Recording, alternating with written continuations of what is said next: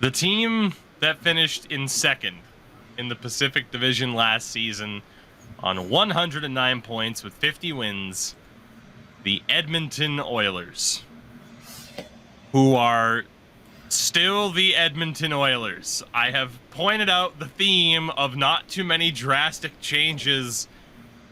The hell is the only thing I can say with this team.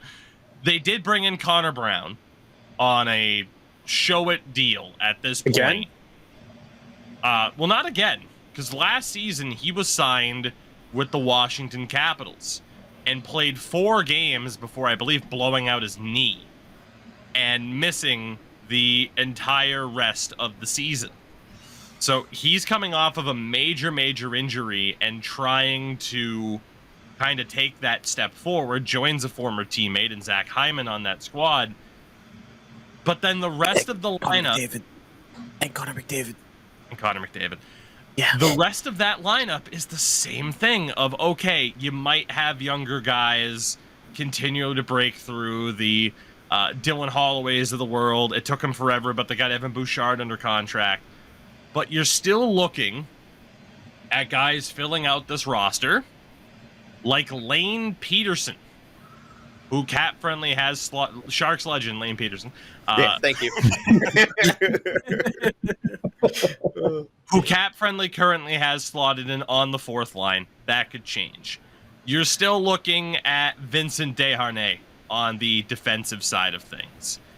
And if it's not guys like that, you're looking, again, at some of the younger guys, but you're looking at healthy scratches of forward, like Brad Malone, Trey Kajula. Like, they still, in my opinion, are suffering from the same issue of not being able to get that proper depth in across the lineup that can continue to cost them. Maybe this is that combination that finally works for them, but at the same time, I still have a hard time seeing them breaking through and not suffering the same set of circumstances that they always seem to fall to come playoff time, once the rules are different, once Connor McDavid takes that bit of extra abuse, and you need those contributions up and down the lineup.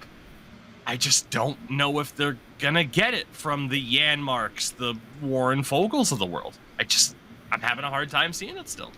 But have you seen Stuart Skinner's mustache? I have. That's a man who's... I have seen it because they show him on the bench all the time while they refuse to. He gets pulled in the playoffs. Oh, wait, no, they kept him on the fucking ice, even though Jack Campbell was better, and they're paying him $5 million a season. And but what a mustache. Yes. Lanny McDonald-esque mustache right there. Yeah. I mean, when your 7th D-man, at least on Cap Friendly, is listed as Marcus Niemelainen, as awesome as the Finns are, like, again, Oilers no depth. It's the Connor McDavid and Leon Draisaitl show once again. And Leon Draisaitl's contract expires 24-25. And he's severely underpaid. The clock is ticking. He's making, sorry to cut you off, but really quickly, he's making $8.5 million. There is no way he doesn't get at least the 12.5 that Connor McDavid's currently making. Yeah. Right. And a $4 million raise to his cap hit, you're even more screwed if you're Edmonton. I can't imagine Draisaitl being an Oiler after that 25 season. The only bright side is that's the same year that James Neal dead cap comes off the books, but that's only $2 million. I mean, hey, then maybe you can make it. You can find a way to ship out Darnell Nurse, who's making $9 million. Who's to say? Yeah, that pairing is going to be fun again. Darnell Nurse and Cody Ceci. I think the Golden Knights would love to see that again another 6 times in the playoffs.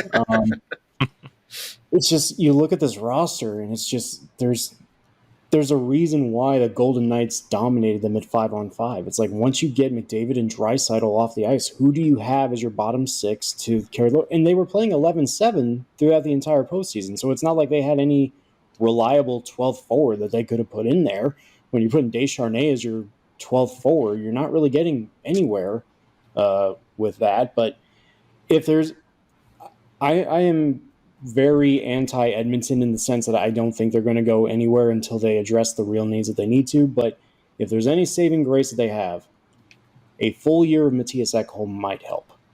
I don't know if it's going to fully help them get them over the hump, but I do think the way that Ekholm and Bouchard play together is an encouraging sign. But obviously, you can't play them both 30 minutes a night when you're paying Darnell Nurse $9 million or however much it is dollars. So you have to 925. So I think a full year with Matthias Ekholm is going to help that D-core a little bit.